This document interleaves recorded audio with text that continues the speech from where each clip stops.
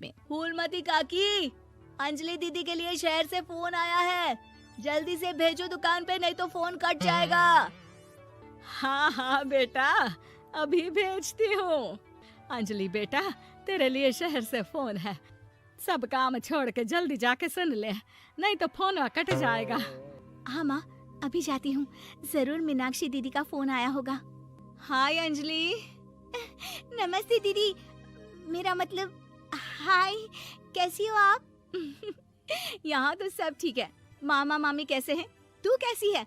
मेरे तो एग्जाम्स होने वाले हैं, हर रोज कॉलेज जाना पड़ता है, lectures, extra classes, private coaching. ओ मैं तो इतना थक जाती हूँ, क्या बताऊँ। आपकी कॉलेज वाली बहन जी आपको इतना पढ़ाती है, तो घर कब जाती हैं आप दीदी? अरे नहीं नहीं, ये सब सिर्फ मेरी प्रोफेसर नहीं पढ़ाती, मैं अलग से दूसरे टीचर्स के पास भी पढ़ने जाती हूँ। दीदी फिर तो आप बहुत थक जाती होगी ना, आप ना पैदल मत जाया करो, टांगा ले लिया करो दीदी। नहीं मेरी भोली बहन, ना मैं पैदल जाती हूँ, ना ही यहाँ टांगा मिलता है, मैं बस से जाती हूँ और थोड़ी दूरी के लिए रिक्शा ले लेती हूँ। सच्ची? वहाँ पर टांगे नहीं बस चलती है? वाह, वो भी हर रोज? हमारे गांव में भी बस आती है, दिन में 2 बार। यही तो खास बात है शहर की, यहाँ बसें पूरा दिन दौड़ती हैं सड़कों पर, और सिर्फ बसें ही नहीं, कार, स्कूटर और ट्रक भी, और तो और थोड़ी दूरी पर तो हवाई जहाज भी है, जहाँ से हवाई जहाज आसमान में उड़ते हैं।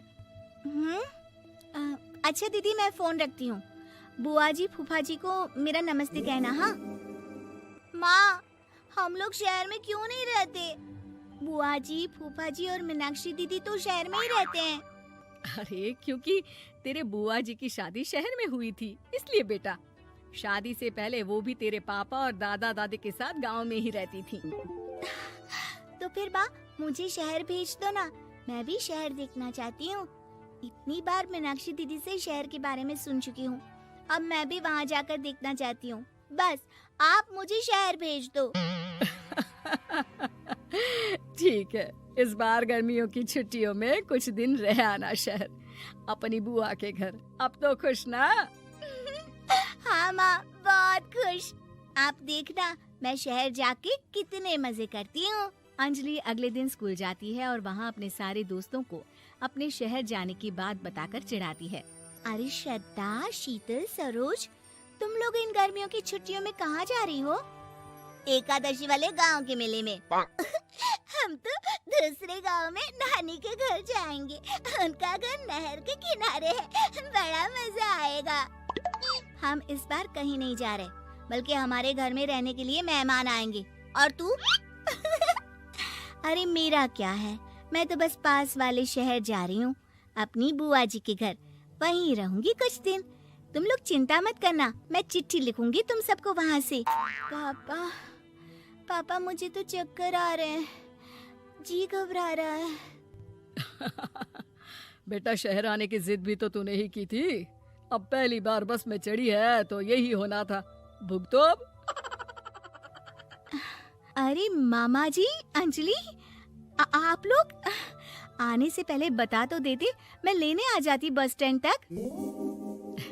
आओ आओ भैया, आओ बेटी अंजलि। माँ बुआ जी कैसे हैं वहाँ, और भाभी कैसी हैं? सब ठीक है, बस अंजलि जिद कर रही थी कुछ दिन आप लोगों के साथ रहने की, सो छोड़ने आ गया। दीदी आप मुझे शहर घुमाने ले जाओ ना, मुझे भी शहर देखना है।